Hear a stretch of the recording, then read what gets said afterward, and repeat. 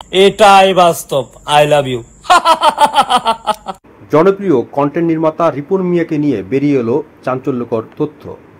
নেত্রকোনার এই জনপ্রিয় কন্টেন্ট ক্রিয়েটর, যিনি রিপন ভিডিও নামে সামাজিক মাধ্যমে পরিচিত, সহজ সরল জীবনযাপন ও বাস্তবধর্মী কথাবার্তার কারণে অল্প সময়েই লাখ অনুসারীর মন জয় করেছেন।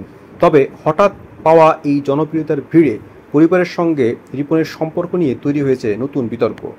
সম্প্রতি বেসরকারি টেলিভিশনের এক অনুসন্ধানী প্রতিবেদনে এই কন্টেন্ট ক্রিয়েটরকে নিয়ে চাঞ্চল্যকর তথ্য প্রকাশিত হয়েছে।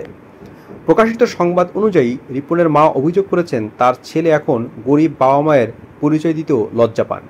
রিপন পুরনো ভাঙা বাড়ি ছেড়ে নতুন পাকা বাড়ি নির্মাণ করে স্ত্রী সন্তান নিয়ে আলাদা থাকেন এবং তাদের ভরণ পোষণ দেন না। রিপনের মা জানান, ছেলেকে খুব কষ্ট করে মানুষ করেছেন। গরিব বলে রিপন এখন আর তাদের পরিচয় দেন না। পরিচয় দিলে যদি তার মান সম্মান না থাকে। ছেলে তাদের অস্বীকার করলেও রিপনের জন্য মন খুলে দোয়া করেছেন তার মা। মনে চাপা কষ্ট নিয়ে রিপনের মা বলেন, আমাদের আল্লাহ যেভাবে রাখছে রাখুক, সে বড় হয়েছে, আরও বড় হোক, দোয়া করি। এই কন্টেন্ট ক্রিয়েটরের মা নিশ্চিত করেন, রিপনের বিয়ে পারিবারিকভাবে হয়েছে এবং তার এক ছেলে ও এক মেয়ে রয়েছে।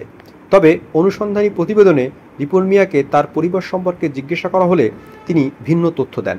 স্ত্রী ও 2 সন্তান থাকার কথা অস্বীকার করে দাবি করেন, তিনি বিয়ে করেননি। যাকে তার স্ত্রী বলা হচ্ছে, তিনি আসলে তার বড় ভাইয়ের স্ত্রী।